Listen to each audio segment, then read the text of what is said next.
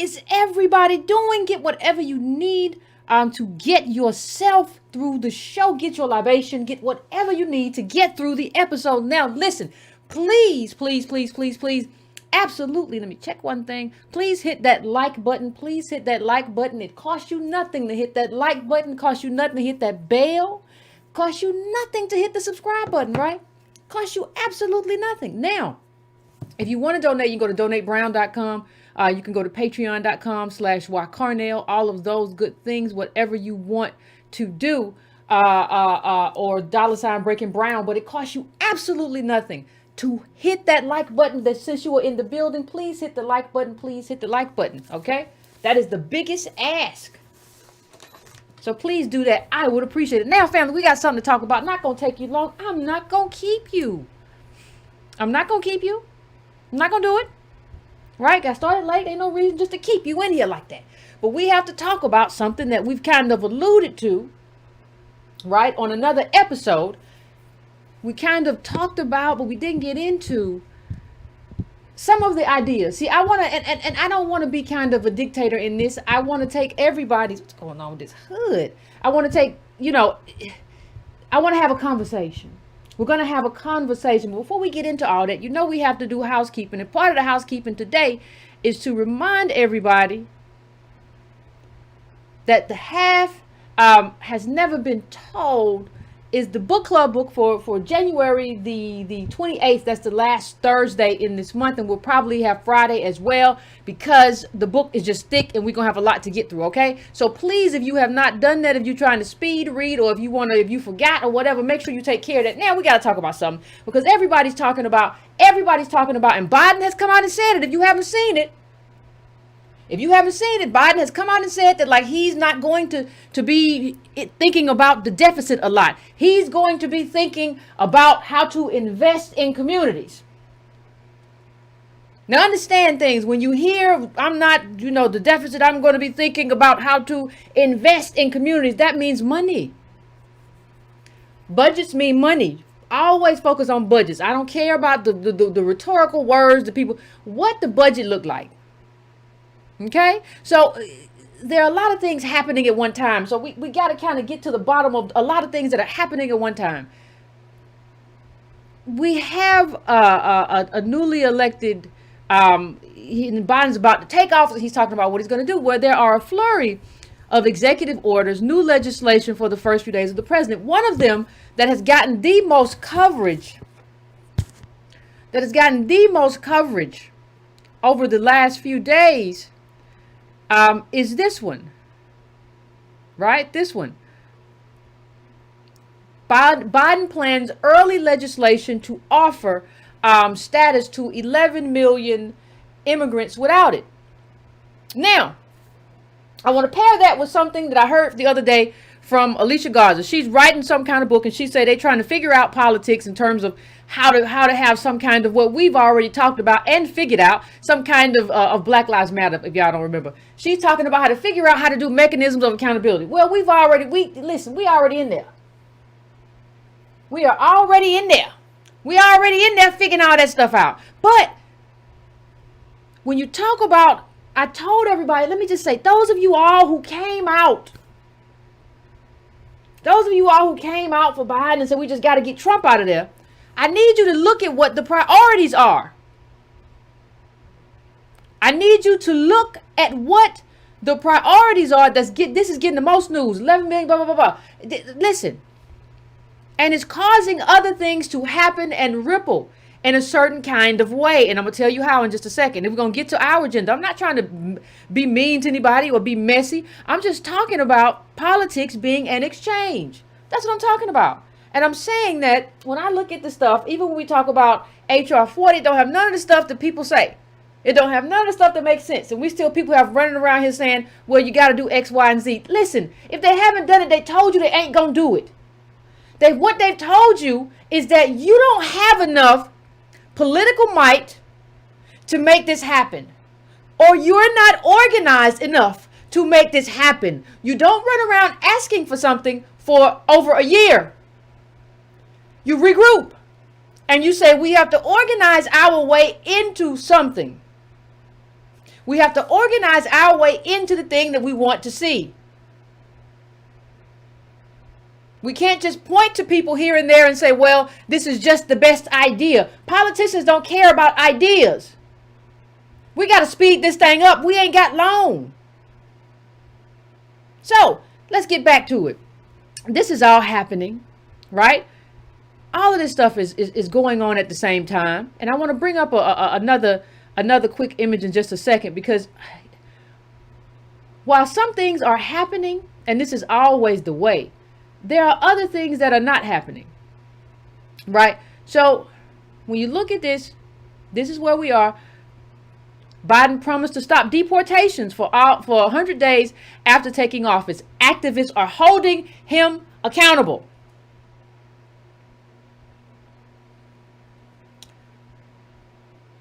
Holding him accountable.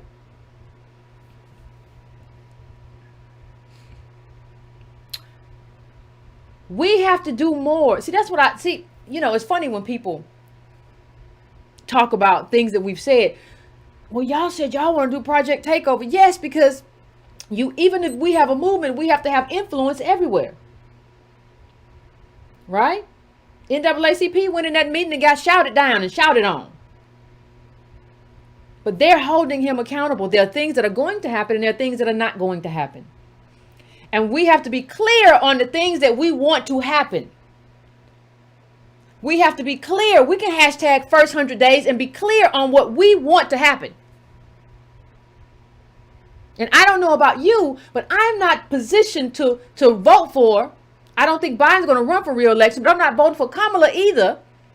If these things don't happen, mechanisms of accountability, activism, organizing, these are things we have to get serious about. Now, I wanted to bring something else up to you really quickly, because there's a lot happening and there's a lot that is not happening. And all of those things are building and growing at the same time. And we just sitting around here looking half crazy, right?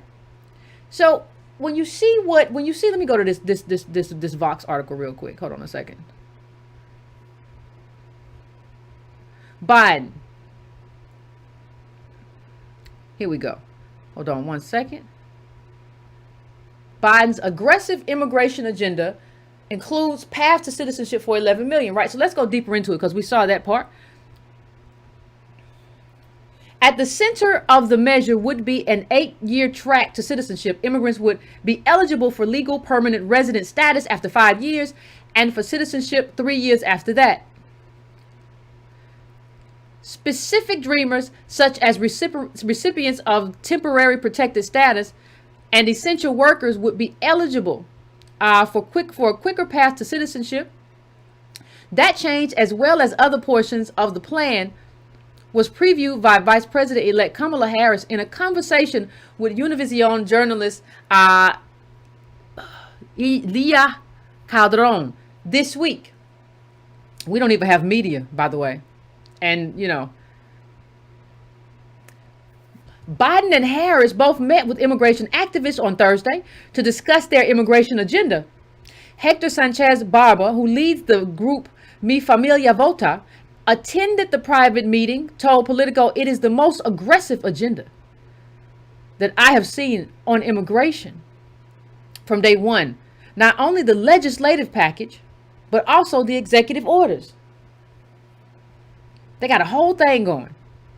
What we got? Okay. "I'm not ruling out a larger bill, but I want to take it a step at a time," Democratic Senator Dick Durbin told Politico. A larger bill. "I don't want to overplay my hand. I want to be mindful that bipartisan support is essential to victory in the Senate." So he said, I got to play with these Republicans.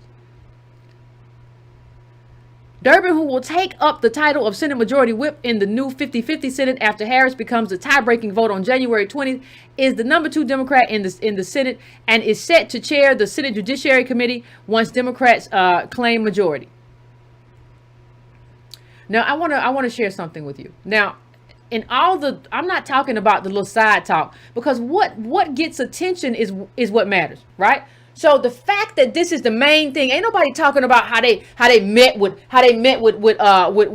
black groups and they gonna do immigration. Ain't nobody talked about nothing like that. So don't tell me, well, they met with some people and they met with some BLM. They ain't told you they got a legislative package, an executive order package. What we got? Now I want to remind you the reason this is why Warnock and Ossoff won in Georgia, just to remind you of what that exchange looks like. Let's just remind each other of what the exchange is. Each other. What's wrong with my mouth? Each other. Anyway, let's just remind each other of in terms of critical mass, how Georgia was won. How did you get the majority that's going to allow you to do this legislative package? How did that happen? How'd y'all make that work? Democrats made their largest gains. This is the Warnock Ossoff Senate race. How you get that? How did you get that tie with Kamala being the tiebreaker over there? Well, let's talk about it. Let's have a conversation. Democrats made their largest gains in predominantly black communities of the so-called Black Belt, a region named for its fertile soil, but now associated with the voters whose ancestors were enslaved to till it, as well as the growing majority black suburbs south of Atlanta. It was the culmination of a voter drive led by Stacey Abrams, blah, blah, blah, who narrowly lost the governor's race in 2018. Wait a minute. Hold on a second. You're telling me you telling me that central to how this was won was black voters in Georgia, but you're telling me I don't see the same kind of conversation and legislative package and executive orders. And I'm just not talking about, we're going to make a resolution. Well, we're going to do reparations. We're going to do a resolution. Yeah, that's good. But you got an actual package that they themselves call the most aggressive they've ever seen. I have not seen an ADOS agenda or a transformative black agenda that is the most serious or aggressive policy that we've ever seen.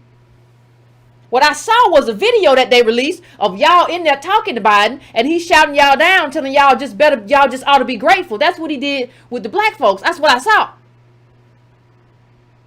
And even what he has put out, it don't seem aggressive. It ain't even really getting that kind of news coverage. Right? Now let's go to one other quote from that article, because it's very important. That article is very important with a couple of quotes. So we had this one, the Black Belt. Now listen to this one. The same thing, same article, New York Times. The paper of record. As a result, Democratic gains were concentrated in the relatively black and Democratic areas where superior Democratic turnout overwhelmed Republican turnout. Democrats made their largest gains in the predominantly counties of so-called black. But yeah, we went through that. Let me just say this, because I'm going to say this one more time, and I'm going to say it a few times probably before I'm done saying it. Right?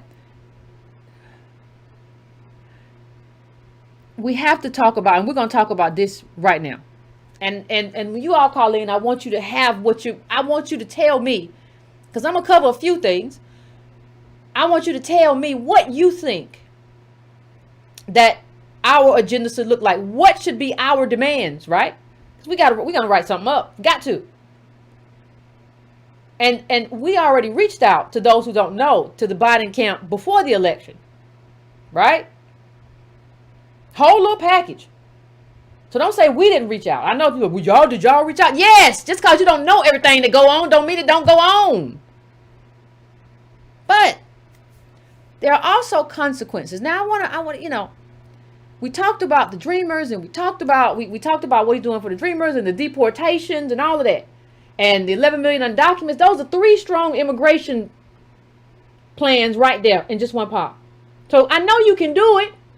If you can do it for people who aren't citizens, you can do it for people who have been here, whose ancestors have been here 400 years. Right? You can do it. And this is having unintended consequences. By doing this, what you're doing is, we see other things that are happening. Thousands of migrants head for U.S. after clash in Guatemala. They're coming here because of what's going on in their homelands. Instead of saying, listen, America has a horrible track record in a place like Honduras. Let's just be honest about it. And instead of saying we're going to make up for that in terms of our adventures abroad, America's doing the same thing we all do, because America wants this. Listen, be clear about one thing. This is a redistribution of wealth from people who work in terms of labor and from people at the top who compete with that, who benefit from cheap labor. They don't want to do anything good for the Hondurans who are coming this way. They want to exploit their labor. Let's be clear. Let's be very clear what this is about. This is a redistribution of wealth from workers to white capital. That's what this is. Do you think the capital that will hire these people as maids and butlers actually care about these people? Or do you think they want to exploit them in chicken factories and other places? Which one do you think is true? Now, for those of you who say, well, that has nothing to do with what Biden said. Well, when you get a chance, go and watch this Twitter video where there's a Honduran migrant who says President-elect Biden is going to help us. And he's probably right. He's not showing any inclination to really help us, though. That's a problem for me. That's a real problem for me. So I want to go through, since we're so inclined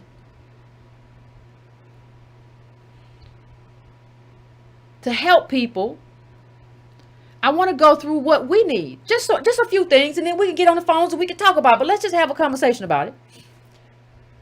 We have to, first of all, when we talk about our first 100 days, what does that look like for us? Since everybody else is already getting something, they're already talking about packages. Hell, people from Honduras are pushing through borders and already saying, I want to go to America. Biden's going. Well, let's talk about what we need. We have a first 100 days too. Biden has decided what he's going to do with the people who didn't even vote for him in ways that we did. Remember, we went over the data of Latinos versus black, which is really not a cohesive group. We are the largest group still. They've just thrown this whole other group together who has a lot of times don't have nothing in common to kind of say, well, they're bigger than y'all, so y'all don't get much. That's a con. What we have to do, though, when we're faced with this unfairness, because if you voted for Democrats at a far less rate than Black America did, why are you you already have your big package and a meaningful package? We have to be the group that's not going to get shouted down. I'm not the NAACP. I'm not anybody else in that room. You're not going to talk to me like that. I don't care if you are the president. You're not going to speak disrespectfully. I don't care if you old, you need a hearing aid. You're not going to speak that way. And we're going to tell you what we want. And first off, in terms of what we want, we need you to commit and demand from Congress, put together a reparations package. Now, there are some things that need to be included in that package. A new package. I'm not even messing around with HR 40 anymore. I'm not playing that game of begging somebody to, can you please edit it for me? I would appreciate it. No. We have to be able to do all this ourselves. We have to be able to do it.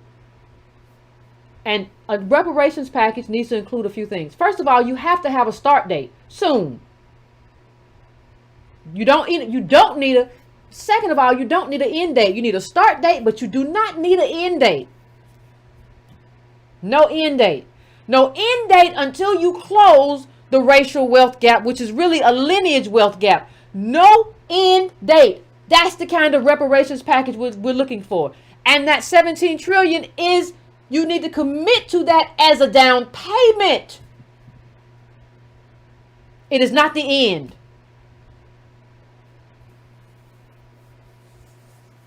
It is not the end. Listen, that 17 trillion is a down payment. There's no way for any of us to know whether that closes the lineage wealth gap. No way to know. But you need to commit to that as a down payment. Next, it needs to be multi-generational. We have not, the world has not, and rightfully so, stopped paying Jewish people for the Holocaust.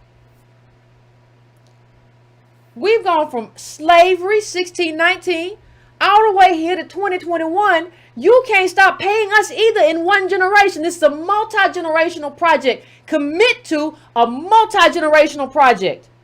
17 trillion is your down payment. Listen, that's what happens with 400 years of plunder. Don't bother me with the number. That's just what it is. So in your first 100 days, you can commit to that and call on Congress to send you that bill. First 100 days. It don't take a lot. Don't take no more than what you just did. Now, what else do we need?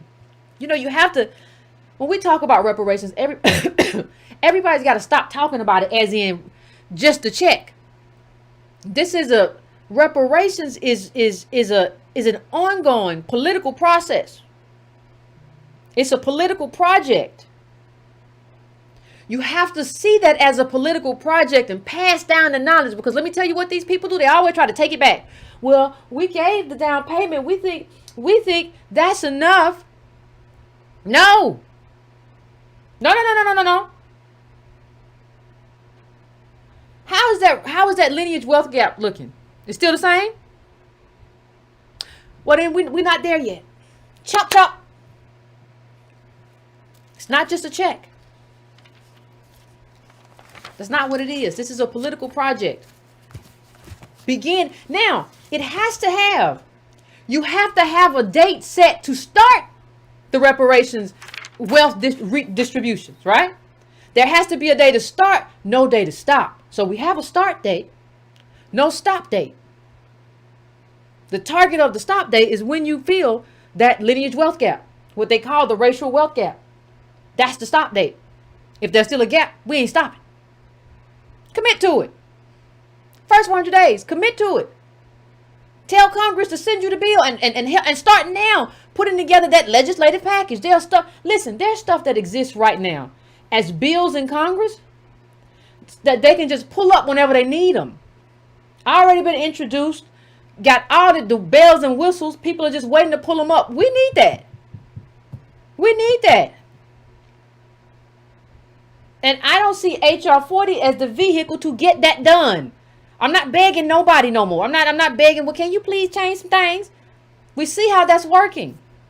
We see all kind of bills in different states right now that are problematic, that are diasporic in terms of reparations. Yes, we have a transformative black agenda, but this is not what reparations is for.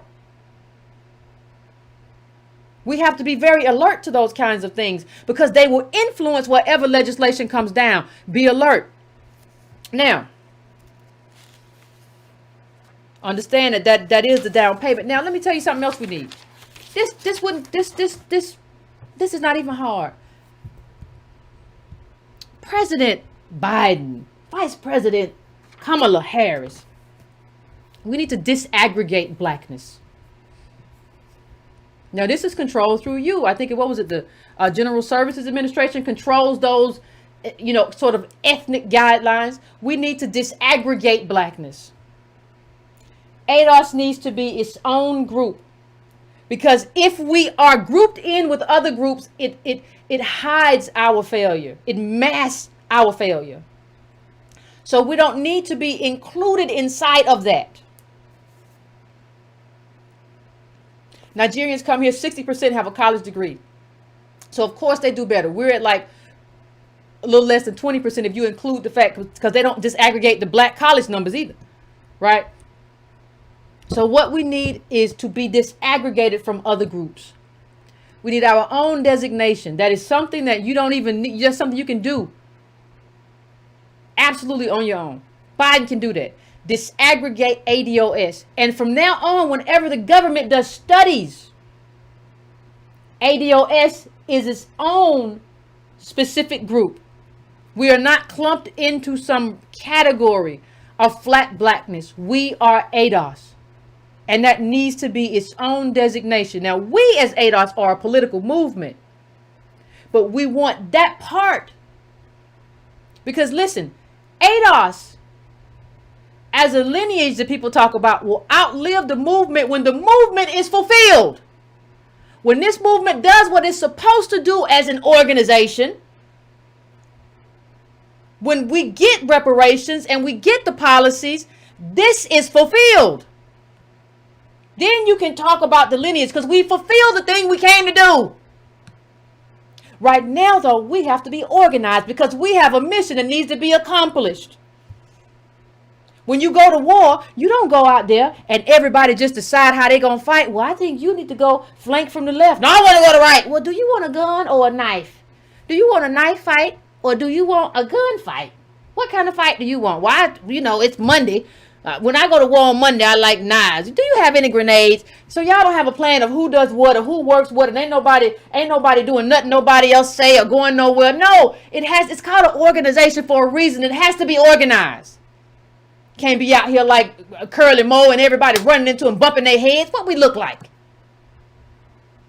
Now, once this is all said and done, once we've achieved and done the thing that we came to do, then you can move back.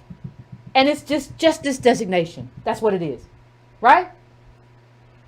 Once we've done what we came to do, then you can go back there and talk about the lineage and have just that. You have to fulfill the thing first, though, through the organization. Who don't know that? But we have to have that disaggregation so that people see how poor and how bottom casted we are. And so our numbers are not masked by other elite groups or people of color groups that do better than us, right? And who claim blackness, and who are black, but do better than us. We cannot be in those groups. We have to be a set aside and a set apart. That kind of disaggregation is something that Biden can absolutely do. Won't cost you nothing. Now, we also need a nationwide COVID database that is racial. We need to know the amount of ADOS and black people in general who died of COVID. We can't just we have a bunch of different studies here in this city, here in this place, over here, over there, over there. No. I need a nationwide database to tell me how this affected us, because part of why it affected us this way is because of what we've been through and what we lived through and what we don't have. So I need to know how the failures of America let a disease ravage through our communities. Because you know what that COVID database is going to lead to? It's going to lead to COVID funding specifically for us to make up for what y'all did in terms of laying waste for us to die, because we are not truly American. We're the most American people here, but y'all won't let us be American. Give me I want a COVID database nationwide, funded, figure it out. It ain't for me to figure out, well, how will we do it? I don't know. You figure out how to drop bombs and napalm. You can't figure out how to do this? You America. What you mean? Well, how is that feasible? Don't ask me no questions. I'm just telling you what needs to be done. I'm more than happy to be there to help you to do it, but don't talk to me like you crazy. Go to the moon and then tell me that you don't know how to do X, Y, Z. Oh, people love to lie. But we need that database. And not just a state by state database, not just a city by city database. We need the database. We need to know.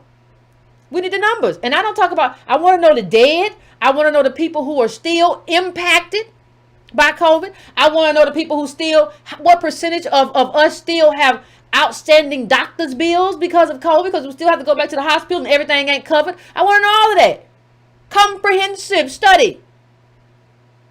Because after that study is going to become a advocation in terms of advocacy for a specific kind of redress for what you allowed to happen to this group of people.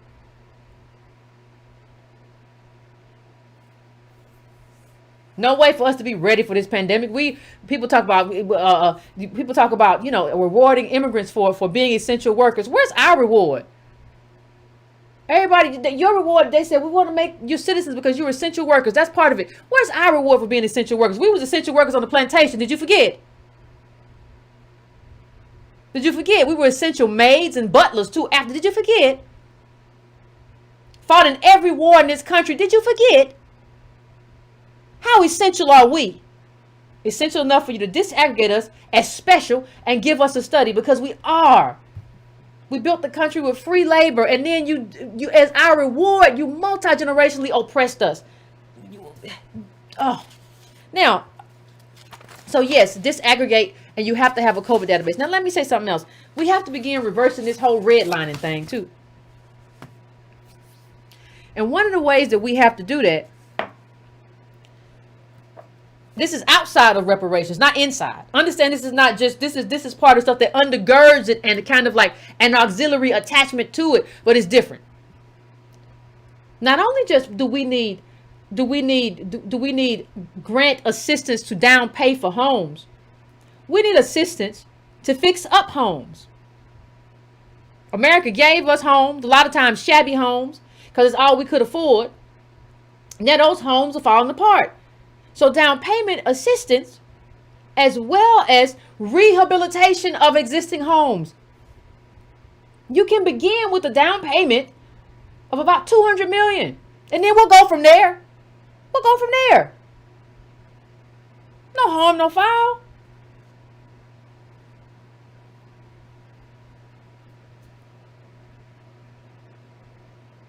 People say, well, you know, why do you need that? People don't understand too many people don't understand the legacy of anything, right?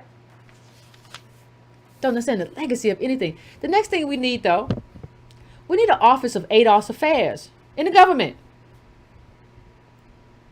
That office specifically advocates for ADOS. That office is there, right? Just like you have all different. That office is there to specifically talk about the needs and create studies about what we are and what we lack. That's what that office is there for. We need that office. The government needs to create an Office of ADOS Affairs. You can do that. First 100 days, Office of ADOS Affairs. Yeah, and start putting some people in there. Need all the studies, all the work, all the historians, all of that. Everything. That's what you got to do.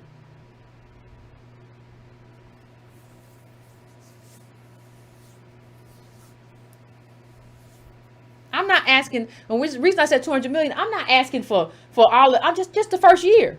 I'm talking about the first year, the first outlay, because we want to get it right. So the first year you start doing that, right? For the first budget, and you do this, and you find the people, and you perfect the application process, and we go on from there. When you have the next budget or whatever, you do the same outlay, and you go on from there. We do it all the time, right?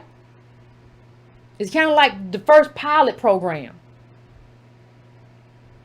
I'm just asking for the first 100 days. We ain't asking for the whole administration. Just the first 100 days. Put that money in there. Let's just begin to build the group or whatever governmental agency is going to do this, whether it's HUD or whatever. Do your little pilot first. Pick a couple cities, a few homes.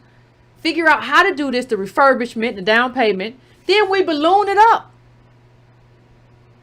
Right? After we figure out exact, then we balloon that thing up. That's how it works.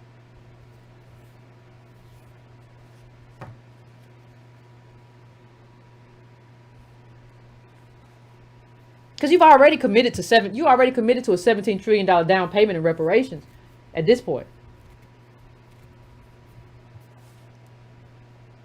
You've already committed to that. So let's go to the next thing. This is just the first 100 days. This is not a lot. This is not a lot. This is not a lot of money. You can win 200 million in the lottery. This is not a lot of money.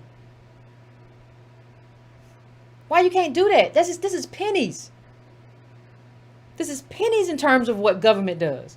What excuse would you have? None. None at all. How many trillion did we just spend? There are individual people. Bezos is almost a trillionaire. 200 million is pocket change. Tell me what's the reason not to begin that? That's like the penny that fall out your pocket. That's nothing. So let me go to what happens next. And I think that when you do those kinds of things, even when you ratchet it up, you have to do two things, right? So reparations is for everybody, but there should be some kind of staggering of class within race in terms of who gets the most in terms of this refurbishment. So if you Kanye West, of course you're not going to get or qualify for the refurbishment money. You don't need to refurbish your house. You get reparations, but you don't need to refurbish your home. You understand? You have to have some type of class. Don't fix race, but class within race is a different conversation. We're going to have to talk about it, but that's not going to be the issue today. Now let me go to something else. We have to deal with environmental racism. Somebody brought this up the other day, or the other week. The first 100 days, when you're president, you are in control of your EPA. You are in control of the Environmental Protection Agency. Now, well, what does that mean, Yvette? You in control of it? What does that mean? Well, the best way to kind of put it, let's just have this as the backdrop. Let's just go to the EPA really quick because we're gonna talk about what we're dealing with. Basic information on enforcement. Legal standard. Environmental civil liability is strict. It arises simply through the existence of the environmental violation. It does not take into consideration what the responsible party knew about the law or regulation they violated. Environmental criminal liability is triggered through some level of intent. Now hold your horses on that.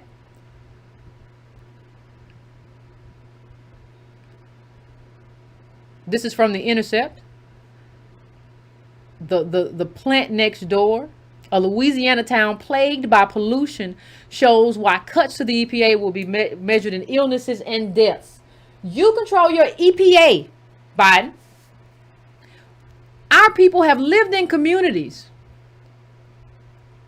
where they have been and are being poisoned, and the companies are violating the EPA standards, and nobody's doing anything about it. None of the presidents, not Bush, not Obama, not nobody.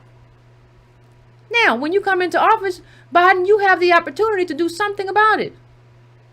But for the people living in the census tract, St. John the Baptist, that home to the Taylors, Kellers, Sanders, and Gerards, the risk is dramatically higher. They're talking about cancer alley, and stuff like that. According to the EPA's most recent National Air Toxics Assessment, they probably haven't, well, maybe not under Trump, which was in 2015, the lifetime risk of cancer from air pollution in this area, which is less than 2 square miles, is staggering. Is a staggering 777 per million people, by far the highest in the country, and more than 800 times the national average. Other census tracts near the plant had risks that were more than 200, 300, and 400 times higher. Right? Now this is not just a one-off. See, you have to understand that too.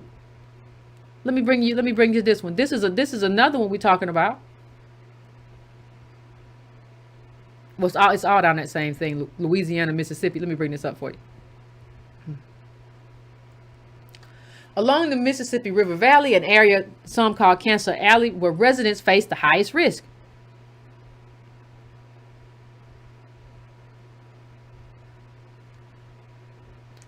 Nestled in the middle is the community of Reserve, where the risk of cancer is the highest in the country, 50 times higher than the national average. The chemical plant next door. Now let's have a conversation about it quickly. James was eager to buy property along the River Road, which for generations was land where Black Americans could only have lived as enslaved people on sugar plantations, or after the Civil War as tenant sharecroppers. He built his family home on the front lot, brick by brick. all paid with cash. He hoped that through hard work and thrift, his progeny could cobble together some of the generational wealth that black Americans in the South have been routinely denied. That dream was before 1957, when DuPont bought the old Bell Point plantation next door, a plot of land that already carried its own dark secrets, and began constructing new chemicals plant in an area once worked sun up to sundown by more than 150 enslaved black Americans. For many African Americans in the reserve, including Hampton, who traced their ancestry back to slavery in the area, the reminder of past atrocities is made even starker by knowing what the land has been used for since. What the land has been used for since. So you go from slavery to being poisoned? Is that what we do? Apparently. Here's the next quote. When you think about it, nothing has ever really changed, she says. First slavery, then sharecropping, now this. It's just a new way of doing it. It's just a new way of doing it. Y'all know how I always say that, like, our oppression has been mechanized. And you don't have to have some kind of secret plot when everybody agreed that we're supposed to be on the bottom. Everybody just acts accordingly. Yes, exactly right. It's just a new way of doing it, from prisons to poisoning. As the EPA's 2015 findings reverberated around the country, they gave rise to a profound realization for Hampton. She had been breathing toxic air for most of her adult life. Horrified, she joined with other residents to found the Concerned Citizens of St. John the Baptist group. They have been organizing ever since. Here's some pictures from the home.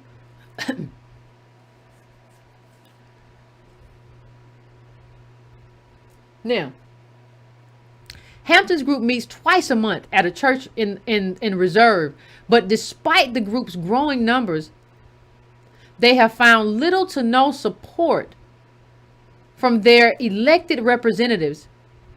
In Louisiana, the petrochemical industry ties to society run deep.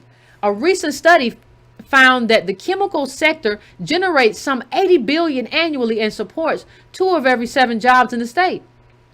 In large part, that dominance owes historically lax regulation and weak protections. We have seen these supposed protectors in government who are supposed to be watching out for us. But what are they when these people are treating us like guinea pigs prone to genocide, says George Handy, a 63-year-old resident who has lived most of his life next door to the plant. Let me tell you something. In addition to these people, the EPA holding these toxic plants accountable who poison our neighborhoods. In addition to that, it needs to grant billions in relocation money if necessary. Because this Cancer Alley thing, this is not just one place. This is not just, we're just talking about, they're everywhere in our community. When you talk about redlining, listen, if I need to leave this community and say, I don't want to live here no more, I can't sell my house, don't nobody want to live here, you need to relocate me because y'all let this toxic plant stay here. And if you shut down the plant, you need to put inside of that some type of infrastructure project that still gives jobs to the people who still live there. You can't just leave them without work. That's what white capital loves to do. Well, we'll just leave. And so nobody has a job. No, you have enough infrastructure projects. So remember that $200 million project? When you look at that and say, oh, the plant's going to leave, you up that to $300 billion and say, we're going to do that. And you're probably going to need more than that. Because you say, we're going to do that in every community where they have this kind of toxic waste dump. Because that was my next thing, an infrastructure plan that targets ADOS communities. So not only them, when we talk about hookworm, we're talking about going into, because I don't want to spend, these people got tricks. They'll have you spend your reparations on repairing your septic tank. I don't care. So if you get $800,000 in terms of committing to the first batch, right? This ain't it. Then you gotta go. You can't be going to pay for septic tanks, and then you got another $140,000 to pay for your student loan. You got no. You need to go and do the infrastructure. I'm not paying for my own septic tank because I'm not going to use my ADOS reparations to do something that government is responsible for. So I got to go buy another house, even though I got a house. Listen, one thing you got to do, you got to relocate these people. If they want to be relocated, you have to relocate them in an environmentally safe place, right? For what that kind of home would be worth, a home that looked like that in a white neighborhood. That's what you have to do them. And that's the money that you have to give them. You have to give them relocation money. White neighborhood money, white equity money to relocate somewhere else where they don't die of cancer because somebody wants to do the chemicals. No. You have to do. Let me go back to it for just 1 second because it's one more quote. Because this is the plant. I think this is the DuPont plant. Let me bring it up for you. It's just burping out all kind of stuff. Well, we create jobs. You create cancer cells too. That's a problem. If we can't have one without the other, that is a real problem. That is a real problem. Here's the last quote from this article. Hold on 1 second for me to bring it down. Taylor doesn't shy away from what she sees as a clear racial component and why his town is left to breathe carcinogens. Like much of Cancer Alley Reserve is predominantly black and low income. Black Americans make up 60% of the population in the town, and the per capita income of $18,763 is about 40% less than the national average. Of course it is. Where you gonna move to with that? Because people love to say, well, why don't you just move? You could leave. Well, what money? Well, did you leave? I don't know. I just don't understand why you over there. You should just move. And like I said before, hookworm made a comeback for us. Right? Hookworm made a comeback for us. So you have to, this infrastructure project is a multi-billion-dollar project. It might be $1 trillion project. I think it probably is a $1 trillion project to go into ADOS communities and make them American. Because a lot of this stuff comes off the tax base. And the tax base, we don't have the tax base because we've been taken to the bottom, so we don't make no money. You can't have no real tax base with $18,000. So the government has to supplement that. And you all government officials or whatever, you laid the groundwork for us to have to live this way. Make these people whole in these specific communities, from Loudon County to and don't just focus on urban communities. Urban communities are important, but you have to focus on all communities that are ADOS, and you have to focus on the black belt. The black belt has been ignored. From Cancer Alley to hookworms are suffering. You have to go in there. You have to relocate people out of this poison. Hold those companies accountable, which you have not been. That was a great article I used a few months ago to show exactly how these people have been able to kind of flaunt the law under Democrats and Republicans.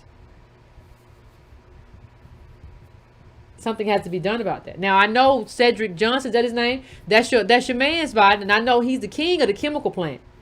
That don't matter. This is still on our agenda in terms of what has to happen.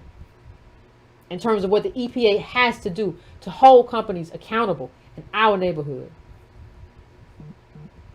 When you talk about that, the other thing that has to happen, right? The other thing that has to happen is that you have to, please understand, when I talk about infrastructure, I'm talking about hookworm, I'm talking about the black belt, I'm talking about Flint. Do they have new pipes yet? I'm just wondering. Listen, I'm not trying to be funny. Do they have new pipes yet? Is there still lead in the water because Obama went and took a swig of water and all of a sudden we just stopped talking about it like it wasn't happening? Do they still have lead? Listen, Part of the infrastructure plan is going into specific black communities and rebuilding the infrastructure, because you have allowed us to live in this country like we are swamp people, like we are nothing. You have to go into Flint. I don't care. If you can pay trillions, we saw how quickly y'all came up with these trillions. Pop, pop, pop. Well, let's do it now. Let's do it now. Let's go deal with them pipes. Let's go deal with them pipes in Flint. We need an infrastructure plan that targets our communities. We need an EPA that actually, Environmental Protection Agency, that actually works for us. That should be a part of the first 100 days plan. Gotta have it. You gotta have it. You need to prioritize ADOS bank loans, right? And they need to be right. They need to be able to write part of it off as a grant. Y'all did that with the PPEs. We didn't even get the PPP. So now is your chance to give us the loan as business people. Give ADOS business people the loans, right? Prioritize that. Let us write off part of it, at least. I would say at least 30%.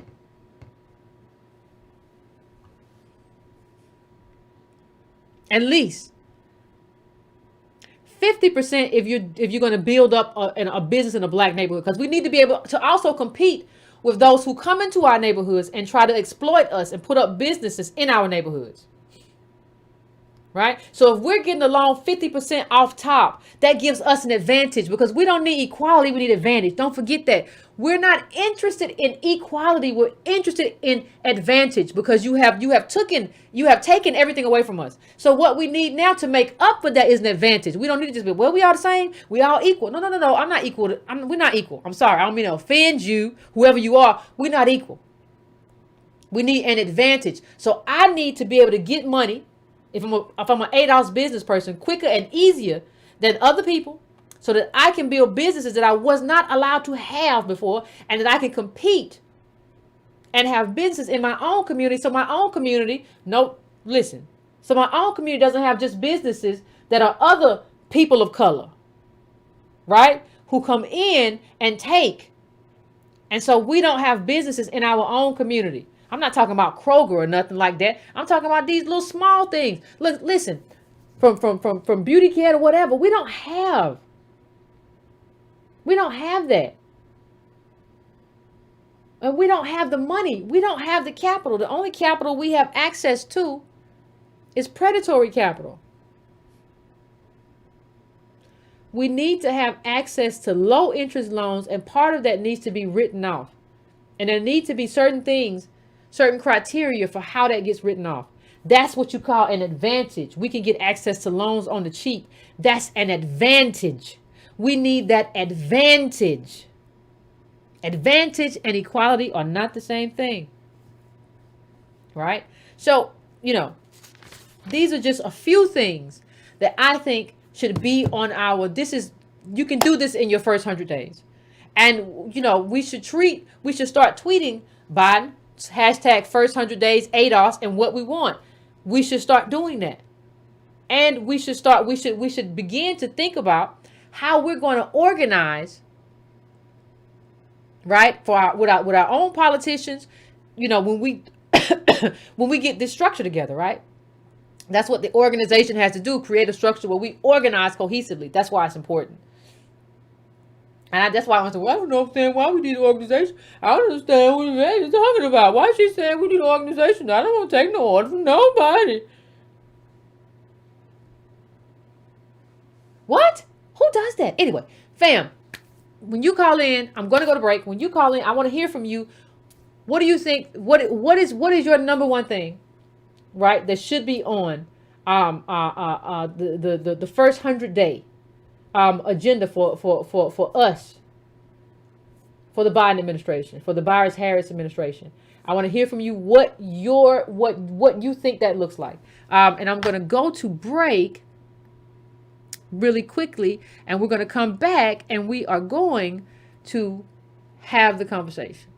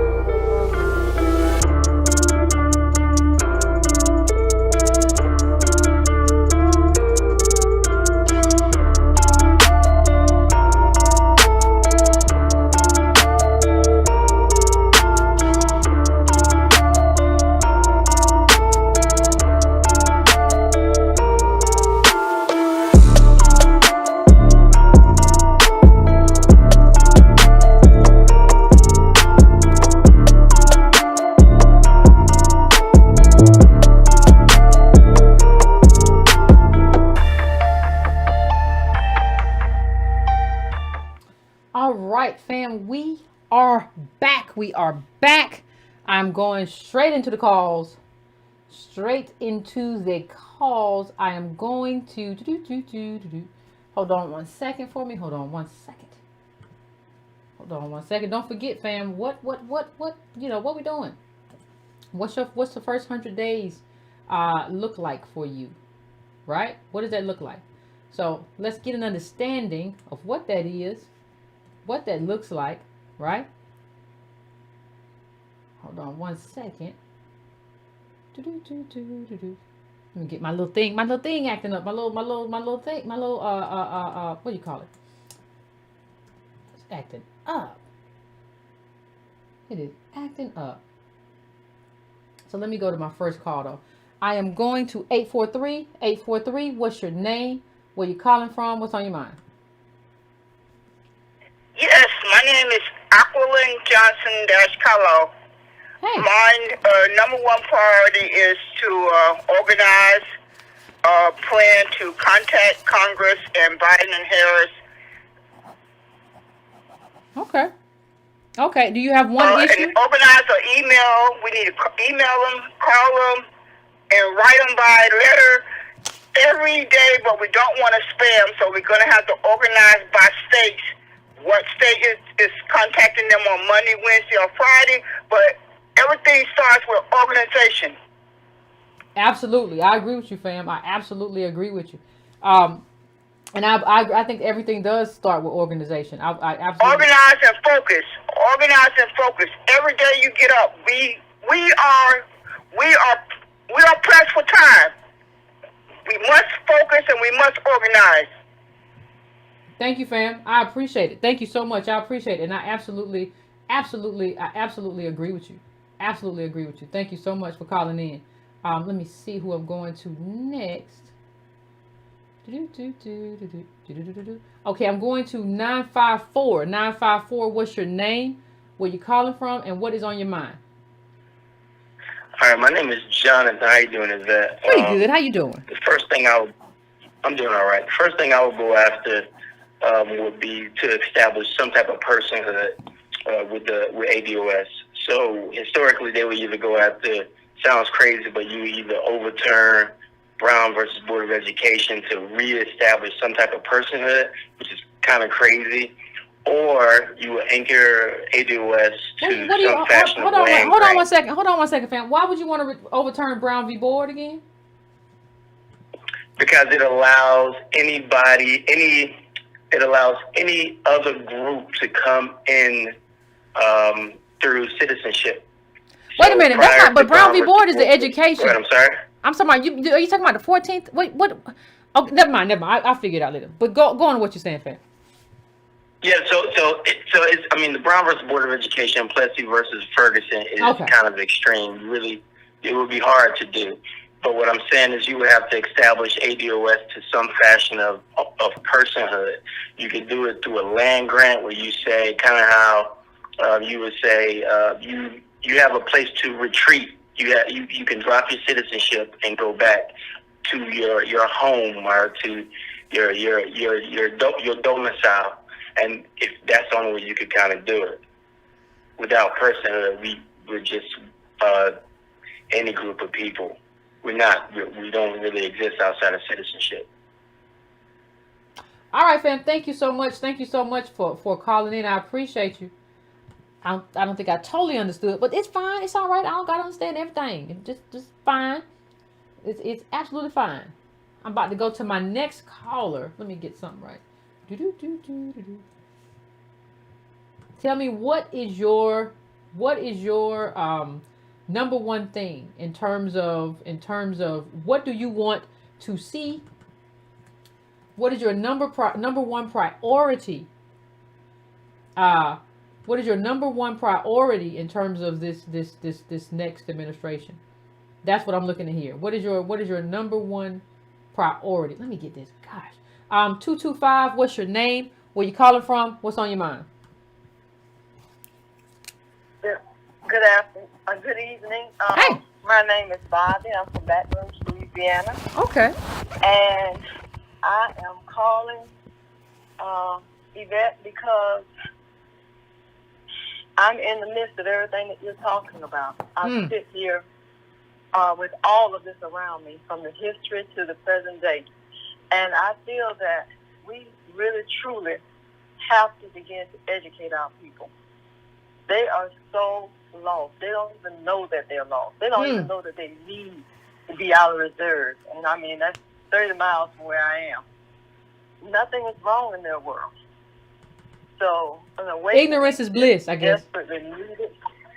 So we need to work on how to get our people within, some type of an organization that really, truly, I guess something like what Trump did for his people. He could brainwash his, maybe we can unwash our people's brains. Well, they have to unlearn. Our people have to unlearn certain things, like just believing that you just kind of just vote. Vote. You don't vote for a party necessarily. You vote for an agenda, and so since we vote Democrat, you have to make the people in that party adhere to your agenda. So we haven't really, talked about like what that is supposed to look like and how we are supposed to do that, right? And so that has to happen. And so there's so much stuff that I feel like we have to learn a lot of stuff, but there's a lot of stuff we have to unlearn because some stuff we learned it just ain't right and it's still stuck in us. Yes, I guess that's what I'm saying. So education, I think within there we definitely need to begin to re-educate our people from the grassroots of what's good for them and their future and their children's future. Absolutely. I absolutely agree with you. And that's one thing I talk about on this show is we have to create a political culture, right? So part of that political education is creating a political culture where we begin to understand, like, no, you think you're all right, but you don't know that you really are not all right. How you live is not all right. What you are up against is not all right. So, yes. Thank you. And Go ahead. I would like to tell you a small, 2-minute story. Okay. I was blessed to have my great-grandfather to live. He was 104. And he was so embedded into slavery because he was born around 1880-something. And this is how deep slavery had impacted him, even in that latter stage. He had to leave the home that he was living in because we were getting him a better home. But he was insisting on staying there. We stopped a man on the side of the road, just flagged the man down that was white, and we told him that he has to leave, and we brought him a new home, but he doesn't know how. That man just came up to him and said, "Main daughter, you have to leave this house." He would not spend the night in that house because a white man told him that he had to leave that house. And that's all. So my people, Gosh. I mean, and I witnessed this to myself.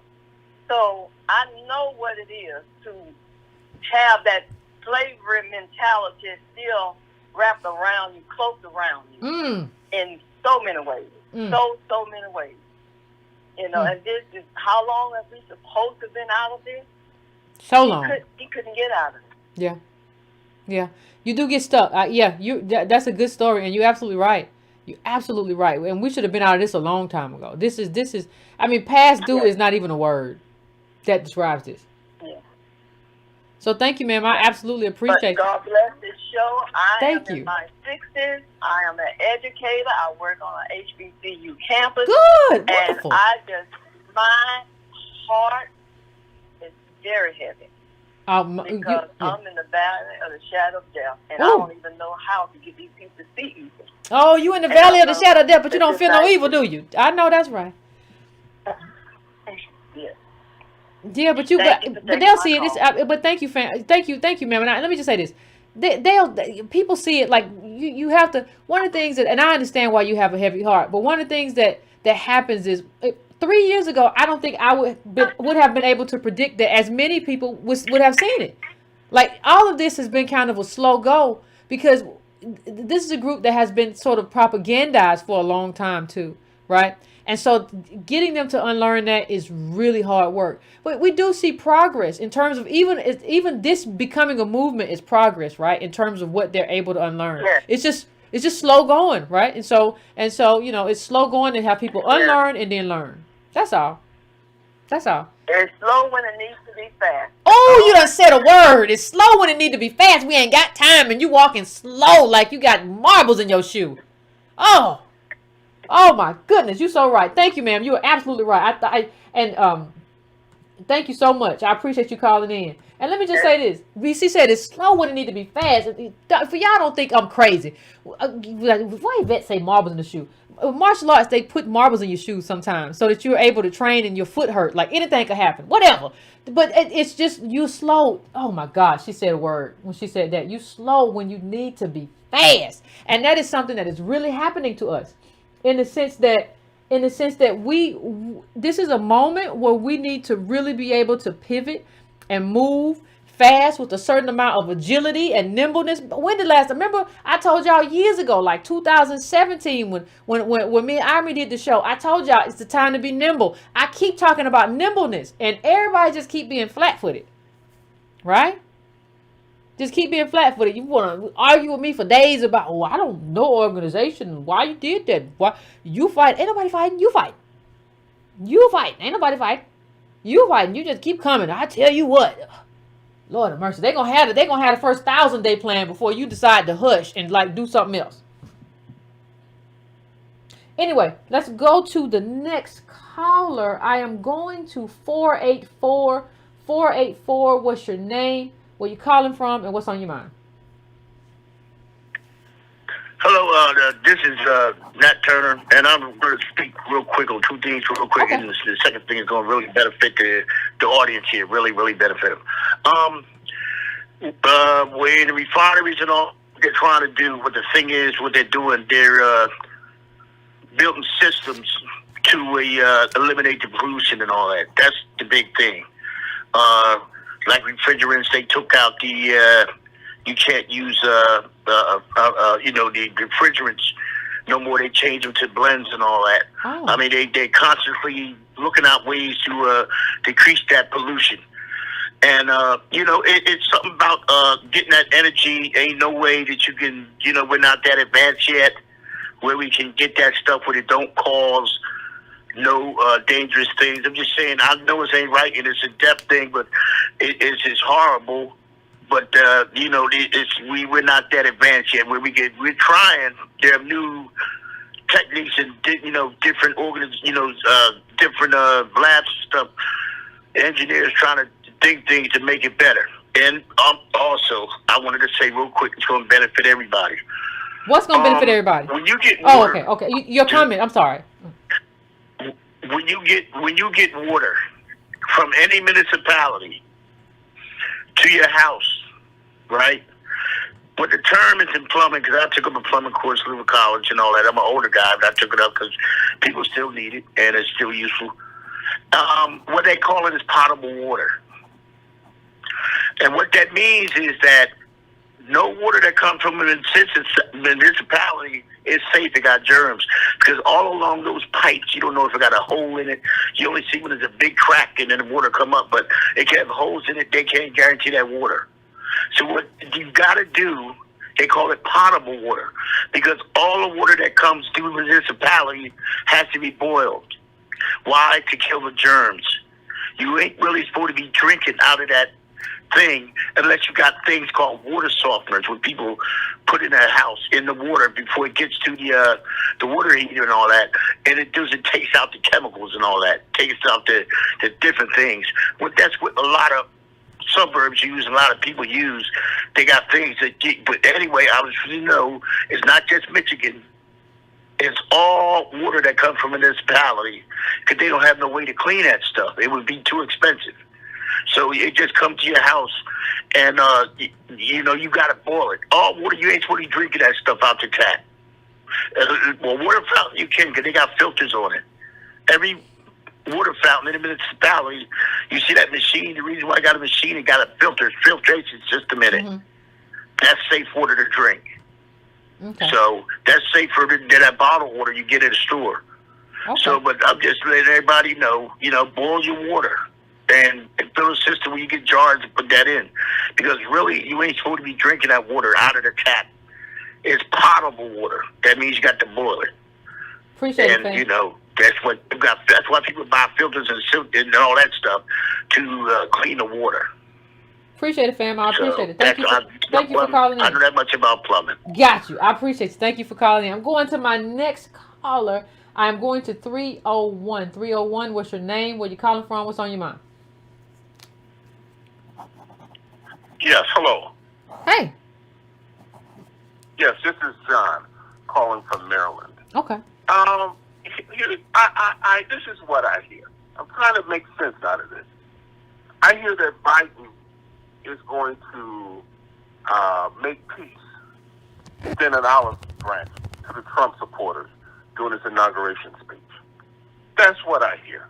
Okay. Which I got to. Biden spoke to some black leaders. I don't know who made them black leaders. I don't know who voted for them. But he already put out his feelings towards black people. He said two things that were critical for me. He said, y'all need to get with Hispanics. It's more them than y'all. That's what he said. Yeah, he did. He did. He said he was not going to do anything unconstitutional. No executive orders that were unconstitutional. This is what he meant by that. He is not going to do anything specifically for blacks, for ADOS. He is not. I watched the news today. They have put out his agenda for the first 10 days / 100 days. First on his itinerary is working out things for the immigrants. That's what they said. Immigrants. The Muslim ban, dissolving that. Talking about student loans. The man is not thinking about ADOS. So I would not send him any point, anything I want him to do in regard to ADOS. In my opinion, ADOS had a hell of a piece of leverage with Trump. I know, I'm crazy. I know, but the black vote has flexed more in the 2020 election than any time in the history of America. We dictated who was going to get the nomination from the Democratic Party. Biden got smoked in Iowa and New Hampshire. He slept through the summer debates. He was going nowhere till black folk gave him the nomination. Not only did we give him the nomination event, we gave him the election by building up a blue wall. The blue wall was the black vote in Milwaukee, Detroit, Philadelphia, Atlanta. We gave him the election. And on top of that, if that wasn't enough, because Claiborne came out and said we wasn't worth a damn, okay, because his boy in South Carolina didn't win. But if that wasn't enough event, we gave him the Senate in Georgia. The black vote did that. And now we got them saying, well, what you going to do for us? Really? My thing is I would send him a warning letter. I would tell him, man, we're going to punish you. If you don't do what we ask you to do in 100 days, just forget about it in every election from now on. We're going to weaken the Democratic Party in the House. We're going to weaken you come 2024. You may not run anyway. You'll be 82, 83. But this is it. We have to start using leverage. Say what you want to about Trump. I'm not saying I'm pro-Trump. I'm not saying he handled the COVID situation appropriately. But look, the Trump agenda was not injurious, was not adverse to black folk. I don't care what you say. When Biden is coming in talking about correcting things, he ain't correcting what Trump did to black folk. He's correcting what he did to the immigrants. Ooh. He's correcting what he did to the Muslims. He's going to correct what he didn't do for the GLBT, which was just good. But they ain't looking out for us. And the thing of it is, this should have been on the table back in the summer of 2020. Whatever the agenda we wanted, it should have been there. But the way in which Biden spoke to his black handpicked people, That's true. not ours, That's the way true. he spoke to his people was a disgrace. Yeah, it was real. Yeah, it was real disrespectful. It was like y'all should just be lucky. And I'm with you, but I don't want to keep doing the same thing over and over again. We gave this man the election. Well, let me just say this, fam. We gave him control of the Congress. Let me just say this, fam. You're right. Let me just say this, fam. Here's what we agree, because I like to focus on what we agree. What I agree with you is that we gave this man a whole presidency. We gave him a Congress, and there was no ask. There was no like, before we do this, we're going to have a conversation, and not a conversation about like how you feel about black people. A conversation about what you're going to do in order for us to do this. And so that's the thing that I think we keep doing wrong. We're not willing to say, if you don't do this or commit to doing this, you can lose. You got to be willing to let Democrats lose. Like that's short-term pain in order to get long-term power. You have to be willing to get short-term pain to get long-term power. And I think that's where we fail. I'll let you go here, Yvette. Let me say this. There was one ask. And you know what that was, Yvette. Get Trump out of there. There was one ask. Say it again. Get Trump out of office. We just got to get Trump out of office. That's all. No. There was one ask that black folk made of Biden when he got the nomination, and we stuck by it. We told him to select a black woman. Yes, you're right. The runner. That's what we. But right. It was no substance. You're right. Nothing substantial. Nothing about improving black capital, because we had no money. I've been listening to you for. Hey, the capital is mighty weak. The black business structure is mighty weak. It's all predatory. Okay. We asked the man for absolutely nothing. Okay, because we got a bunch of leaders. We have over 12,000, almost 12,000 black elected officials in this country who ain't really black. And let me just say this. When you get them in a room, when you get black politicians in a room, they are some of the most conservative people. You right about it. Oh my God, they are. Internal. They are. I've heard them. They are. Okay, thank you. You absolutely right, fam. They are some of the most conservative, do for self. You just got to do better. They are some of the most self-hating, group-hating people. When you get them in a room, nobody talks more trash about black people than black politicians. And I have heard it myself. You right about it. You done spoke a word. Just somebody give me a fan, because you done spoke a word. Somebody, my goodness. You right. You done been around them. I can tell. Thank you. Thank you, fam. I appreciate you. Thank you. I absolutely appreciate you. He didn't lie. He did not lie at all. That is not a lie. They are some of the most black people just gotta pull themselves up. Black people just gotta do better people than I've ever heard. Anyway, I'm going to 718. 718, what's your name? Where you calling from? What's on your mind? Ooh. Hello? Hey, how you doing? Hello? I'm here. How you doing? Hello? Hello? Yes, I'm here. Hi, can you hear me? Yes, I can hear you fine. Okay, I'm very good. First of all, how are you? Pretty good. That's good. And I'm also kind of happy because I've been waiting on this to happen for like 20 years, and now I'm about to roll over 50. But I think that, I hear you, and I understand that you're trying to raise the grassroots, but for those of us that are like twiddling our thumbs, trying to decide what we need to do, I think the first thing we need to do is make a list of all of the elected politicians, put a note beside them if they're ADOS, and because we need to work behind the scenes. We don't need to expose everything that we're doing, and we have the gravitas, we have the skill set of people that are data miners, we have people that are computer programmers or whatever. So the first thing to do is to make that list of ADOS representatives that we have in Congress, Senate, wherever they are, and hit them up with letters and say, "Hey, what you going to do for us?" Well, let me stop you. Let me stop you right there. Let me push back a little bit. My problem with my issue, not problem. I hate to sound so hyperbolic, is that most of the people, the majority of the CBC are ADOS, right? A lot, there are some who are not, and they haven't done anything. So I don't think that. But I see something different. I see something different. I see when you don't see people reacting, they're quiet and they're in the background. It doesn't mean that they can't do anything for us. Now, you got Jim Clyburn from South Carolina, the prostate state. It's called the prostate state for a reason. They always go there to turn the elections around. And you got people like him. Yeah, he's asleep, but we need to attack all of them. We need to just make a list of them, and I don't mean attack them, physically or whatever, but we have the mental power to come at it a little differently than what you're saying. I agree with everything that you're saying because I'm a scientist. So I want everything to happen. I want, the guy on the last call, I agree with him. I think that we would get way more with the Trump presidency than we ever would get with the Biden presidency.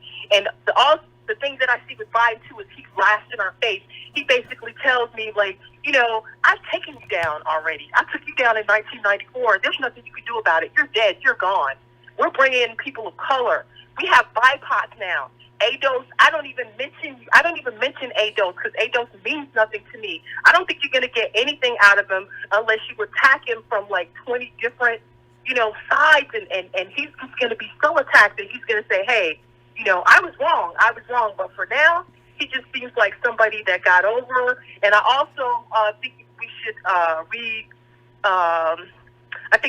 reevaluate what happened under Clinton, because I had a professional Department of Labor man tell me when something happened to me after I was in Louisiana, telling me that how my first black president was getting ready to destroy my life. And I didn't know what he meant for 20 years, but I know what he means now.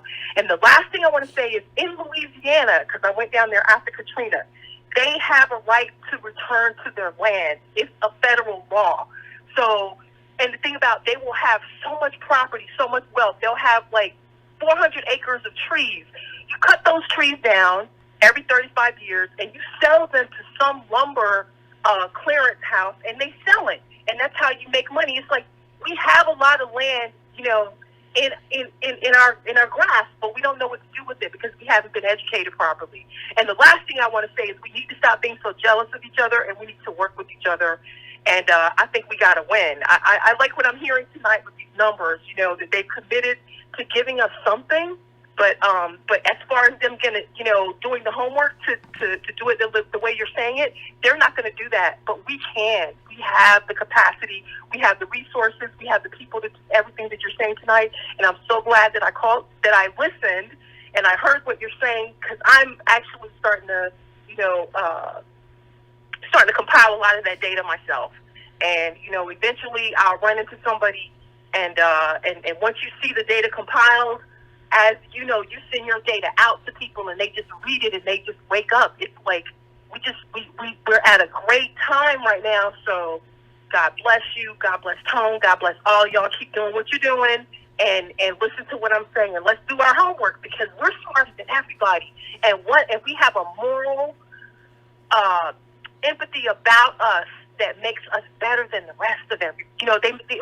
We're the cream of the crop because we have this moral empathy that we carry over from slavery. There's something about us when we have it, and we can use that. We can use that to our advantage.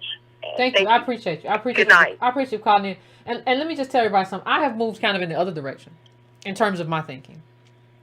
I don't just, this is the ADOS project, the ADOS group. We are,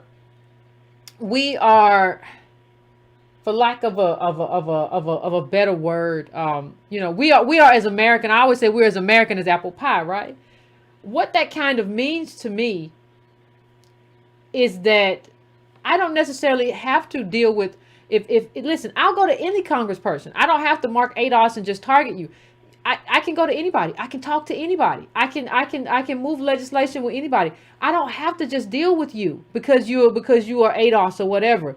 I'm not limited to you, right? I'm only as limited as the people who back me and the mission and my level of influence when I walk into the room. I'm not limited by y'all. I think too long ADOS politicians have thought, and other black politicians, well, they got to go through me. I think we have to show them that we can, and we want help from y'all, but we ain't got to go through y'all, because this is an American project.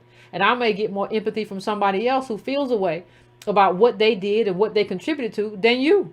Right? So no, I'm not. That's just where I am with it. Let me go to my next call. I'm going to 803. 803, what's your name? Where you calling from? And what is on your mind?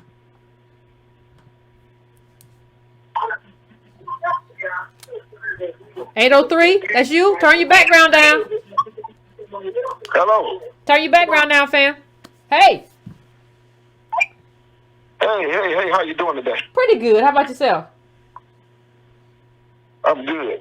Hey, Yvette, this show that you having tonight is a very, very, very good show. This is what we need.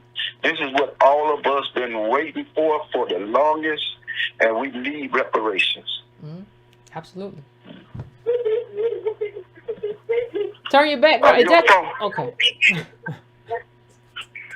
Did you hear me? I heard your background. I think your background was a little loud. Maybe your computer's still on, or your TV, or with the broadcast. But I heard most of what you said. I heard the majority of it. Yeah, that's what I was saying. We need reparations more than anything. What you're saying is absolutely correct. We need this, and we need to be proactive all the time. We need to let Joe Biden and Kamala Harris know that we are ADOS and that we are not going anywhere, that we deserve reparations. 250 years of slavery, 100 years of Jim Crow, and all of the years after that. Mm-hmm. Absolutely. So now is the time.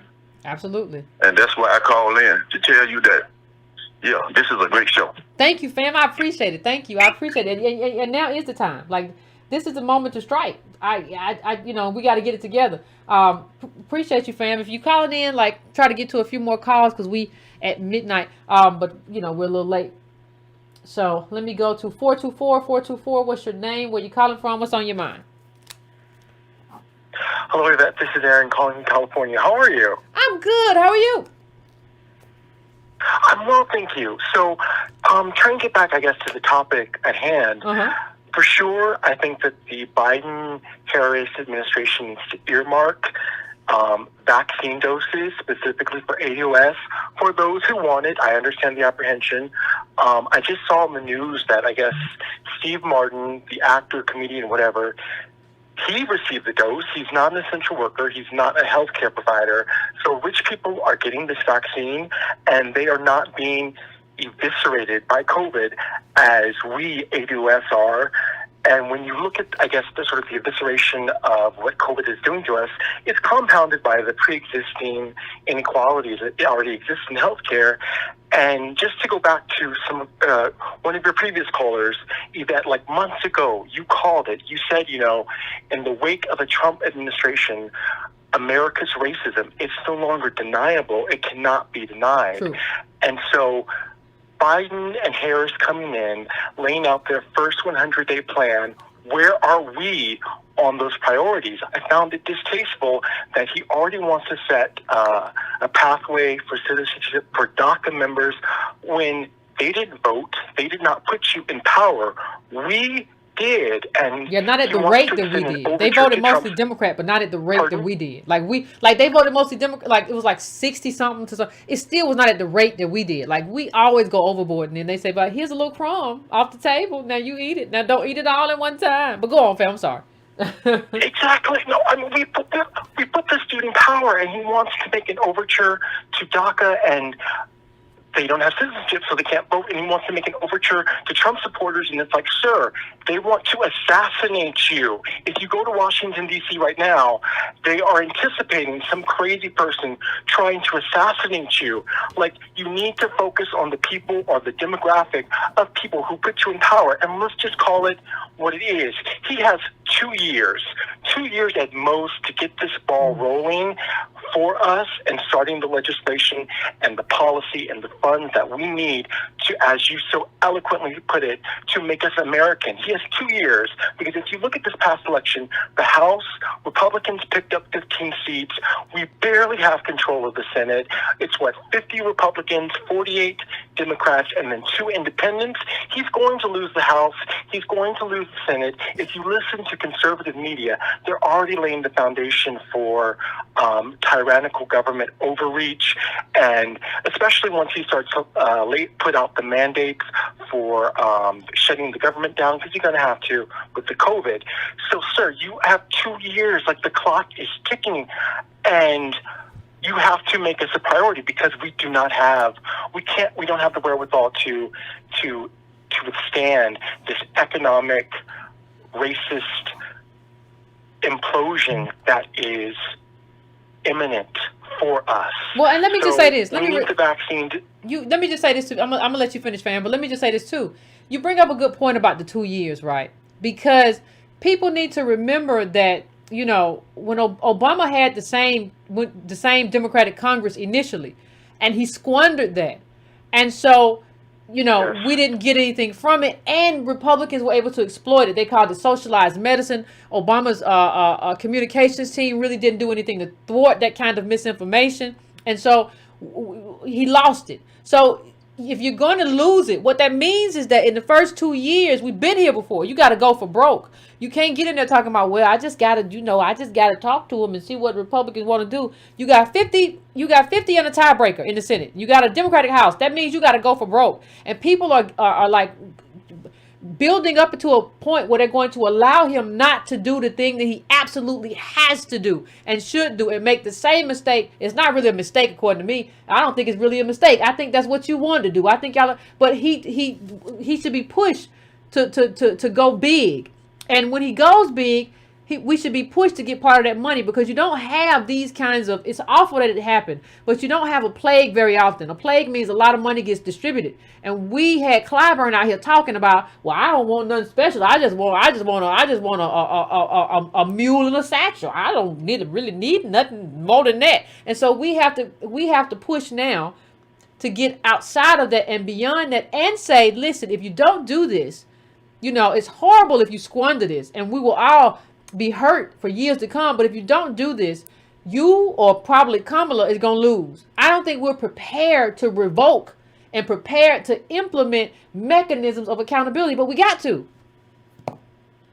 We have to. I know it sounds dramatic, but we are literally talking about our survival. There was a news article a couple of nights ago, and it said that, so in 5 years, Jeff Bezos is going to be the world's first trillionaire. Elon Musk is making hundreds of billions of dollars. And then there's us, this wealthless group. How are we going to weather this storm? Like, you have to make us whole. You have to correct the history of this country. And you owe it to us. We put you in power, Biden.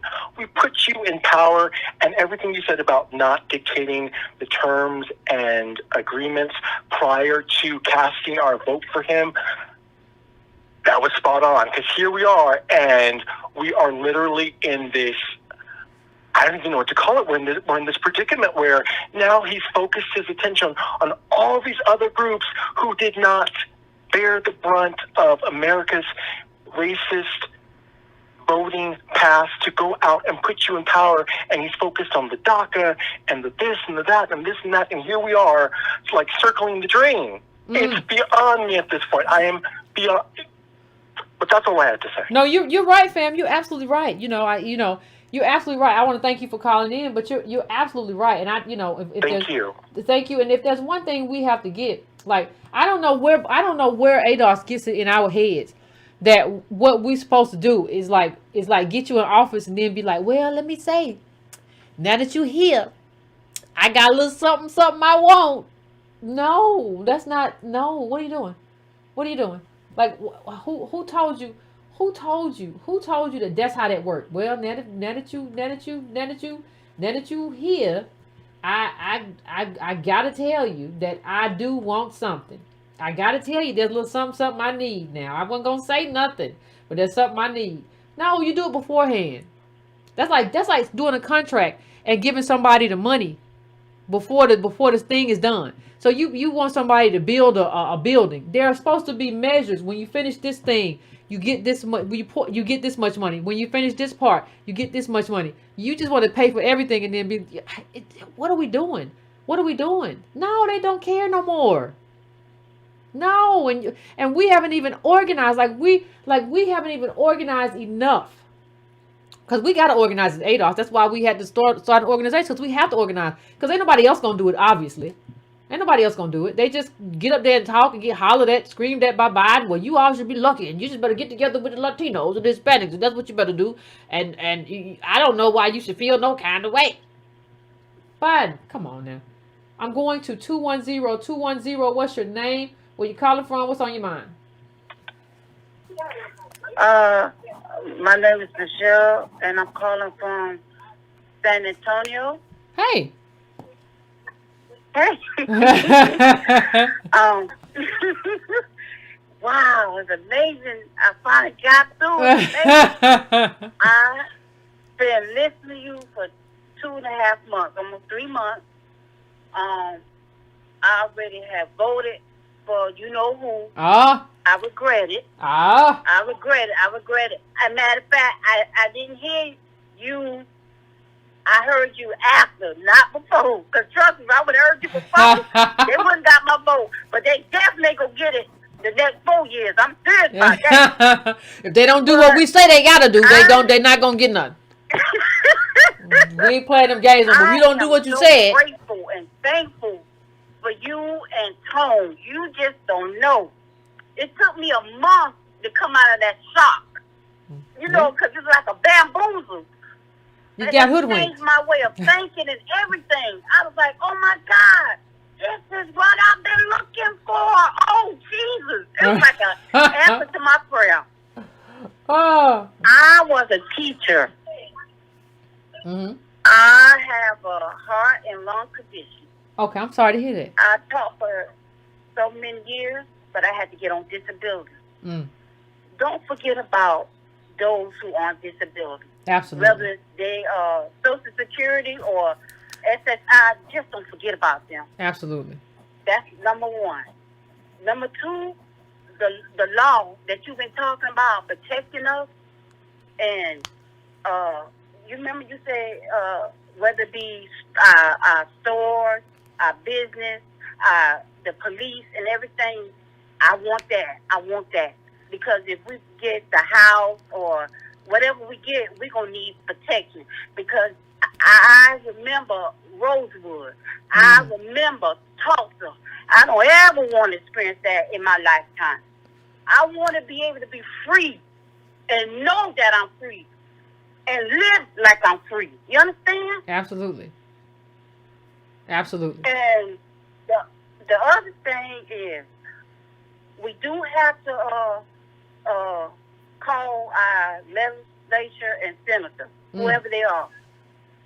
I understand that we need reparations. I know we need it. Mm-hmm. That's the only way we're going to get out of what we going through.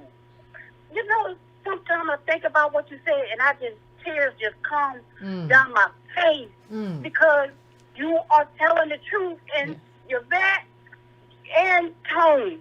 I don't know if I ever get through Tone, but know this, y'all are doing right. Thank you. Y'all got standards. Thank you. And that's what we need in this day and time. We don't need people that can be bought. Nope. You know what I'm saying? Yeah. We need people who are trustworthy and will fight for us. Absolutely. And I never seen it until I got to you and Tony. But we need our reparation. It belonged to us for 400-something years. And then you in the White House. Absolutely. Now, and you ain't going to do nothing for us. The devil is a liar. Well, we can make the devil a liar. We can make him a liar. That's the thing. Oh, yeah, that's we got the power. And he is a liar. I'm speaking into his distance. He is a liar. He is a liar. Yeah, the king of trickery and lies. I am grateful. Yes, I am grateful for you and Tone. I'm grateful for and you. the other people that's a part of this. Thank I you. believe in y'all that through all of us coming together and you all, we're going to make it through. We're going to make it through. Yeah, we got no choice. We got to, because the We other got to, alternative yes. is not good. That's right. That's right. Let's God just be didn't honest. bring you in tone. God did not bring you in tone for such a time as this. God's hand is on you and Tone and whoever else is connected to this. Y'all just hold on and be strong, and like you always say, stay focused, stay Yep. focused, stay focused. Yep. People try to get us off our square, but we ain't going. We might send a tweet or two. Don't let them do it. Just say, no, I got to move on. Okay, Yeah, got to move I on. did what I Keep could. moving on. Keep moving on. Absolutely. And Absolutely. I am grateful for y'all. I am I'm- very grateful. listen. I pray for y'all. I want God Thank to you. keep his hand on y'all. Thank I want you. God to bless y'all. Because guess what? If he do it for y'all, all of us coming. All of us Collective. Collective uplift to come. That's what collective coming. uplift. That's it. That's it. That's it. Not Not group- one. Exactly. It takes all of us. Not Not- one. It takes all of us. Exactly. Exactly. And we got to understand that one finger ain't gonna do too much, but a whole fist do a whole lot. Two fists knock you out. Do the whole thing. So Exactly. I thank you. Be strong. You stay blessed, and God bless you. Thank and you. I'm grateful for talking to you tonight. Thank you, fam. I appreciate you. I love you, and thank you for praying for me. I I appreciate love that. you too. Yes, I will. I love you. Just remember, God got his hand on you and Tone. Absolutely. God got y'all. Thank Y'all the chosen ones. Thank I you. believe y'all are the chosen ones for such a time as this. Thank you. Thank you. I appreciate you. I appreciate you so much. Thank you so much. And thank you so much for calling in. And I'm so happy that you did get through. Thank you. Thank you, fam. That was lovely. I appreciate it. That was absolutely lovely. I think that's we're at the midnight hour. It's the perfect time to end the show. But I absolutely appreciate her calling in. And let me just say, she's right. We can't, the other part, she's not only, don't forget about our disabled brothers and sisters who are on disability, but don't forget about our disabled brothers and sisters who work. And like, there are certain things in place that like they aren't. I was reading something that like, I don't have a complex understanding of it, but it's legally, they were saying that it's legally okay to pay them less than certain things. I don't know whether it's the minimum wage or whatever. So even when you talk about this sort of thing, we have to think about what that means to our disabled brothers and sisters, whether they're on disability or whether they're still in the workforce, right? About what their lives are like and how they're living and like how they're impacted by all of this stuff that we do. So we have to think about that too. So God bless her. I thank her for calling in. Listen, fam, we're at the midnight, we're at midnight, past midnight. So we're going to end the show right there.